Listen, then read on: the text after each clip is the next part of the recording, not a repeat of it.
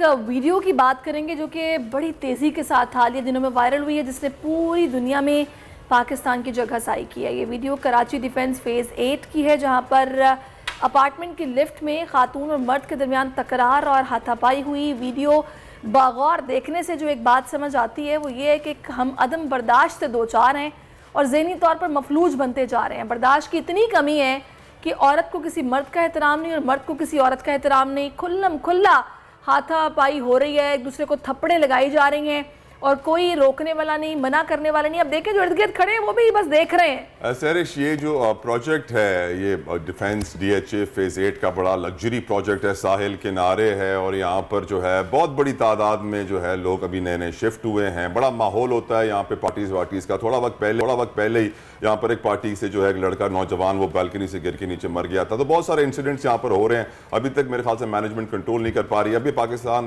कहते हैं कि ये प्रोविंशियल असेंबली है सिंध की, और उसके जो MP है अपड़ो साहब, उनके बेटे थे।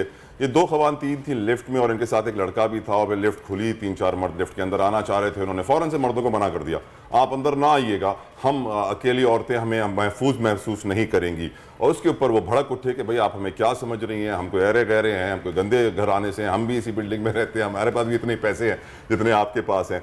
वहाँ से बहस शुरू हुई और फिर हाथापाई तक जा पहुंची। फिर नीचे बंदूकें निकल आई। फिर हैरत की बात यह थी कि जो MPA थे सिंध असेंबली के अपड़ो साहब, उन्होंने जो मर्द हजर आते हैं इस वीडियो में, उन्होंने ही खवातीन के पहले एक तो शौहर की पिटाई भी की नीचे जाके और फिर उनके ऊपर FIR भी कटवा दी। तो यकीनन ये तो बड़ा नाजायज़ हुआ। लेकिन मेरी नज़र में ताली दो हाथों से बचती है। दोनों का कसूर था, दोनों ने गलती की, लेकिन ये बात इतनी फैलनी नहीं चाहिए थी। लेकिन क्योंकि हमारी सोसाइटी में अब सब्र ख़त्म हो गया है, हमारी सोसाइटी में टॉलरेंस ज़ीरो हो गई है, हमारे अंदर ईमान की कमी है, यही वजह है कि हम इस नहज पर आन पहुँचे।